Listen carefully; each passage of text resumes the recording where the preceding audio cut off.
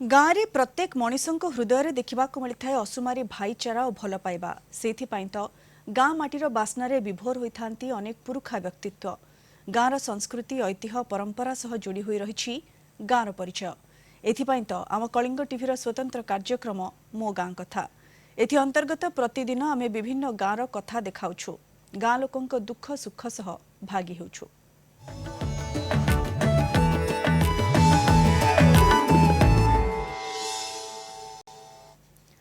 आज मो गाँ कथारे जिबा कंधमाल जिला रायकिया ब्लॉकर करड़ा गाँ को ग्रामवासी पाखरे कौन विकास पहुंची और कौन सब बाकी रही से विषय जानिबा। कंधमाल जिला रायकिया ब्लॉक ठारू मात्र 20 किलोमीटर दूर में अवस्थित करड़ा गाँ घंच जंगल पहाड़ मध्य अवस्थित करड़ा गाँ यही गाँव में कौन सब विकास होइछि आ कौन रही समस्या आसंतु बुली जिबा करड़ा गाँ को।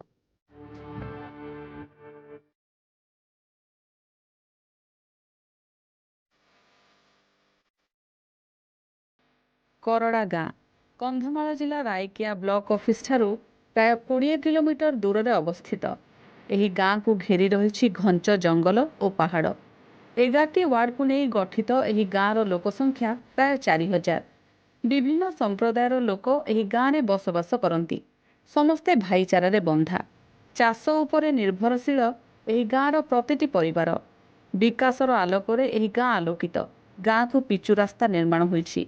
गाँव में रही पंचायत ऑफिस मिशन शक्ति गृह वन विभाग कार्यालय प्राथमिक और उच्च प्राथमिक विद्यालय भागवत टुंगी पाठागार और अंगनवाड़ी केन्द्र वसुधा योजन लोकों पानीय जलर सुविधा गाँवर मध्य भाग हनुमान मंदिर और शेष शिव मंदिर रही गाँव में रही ख्रीष्ट धर्मावलम्बी चर्च मोबाइल जोगाजोग टावर टीवी नथिला कंधमाल सांसद डॉक्टर अच्युत सामंत द्वारा मोबाइल टावर सुविधा करा जायछि एने कंधमाल सांसद डॉक्टर अच्युत सामंत को कृतज्ञता जणाइछन्ति करड़ा ग्रामवासी। प्रथम आसिली सेतेबेले चली चली आसक पड़ुला धर्म पाई गले आम बालीगुड़ा को चली चली जाऊँ और चली चली आसुलु किंतु एबे जो रास्ता घाट होती सरकार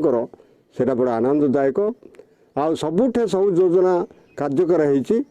किंतु आम सब योजना पाइले मध्य आमर कालिया योजना है कि टंका मिलला एबे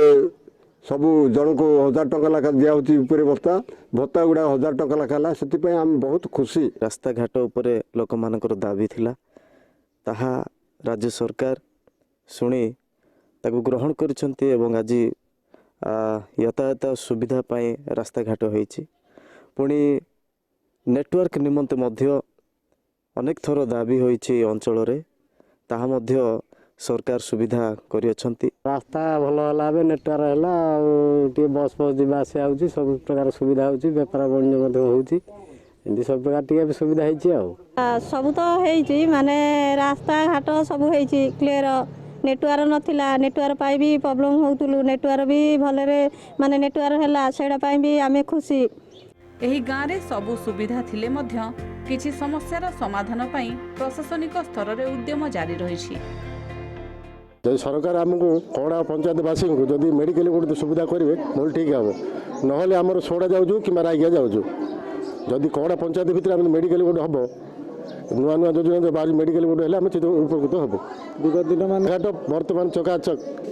चाउल भत्ता पानी बिजुली सब ठीक अच्छी माननीय अच्युत सर को धन्यवाद दूची कि से आम ग्राम विषय किसी बुझिले एवं आम ग्राम डेभलप कले डेभलप जहाँ कि नेटवर्क होइछि सुरक्षित रास्ता होइछि जहाँ द्वारा आम सबु प्रकार सुविधा पाई पारुछु किंतु गोटे दुखर विषय यह कि जे दीर्घ 20-30 वर्ष है आम चेष्टा करि आसीचु कि आम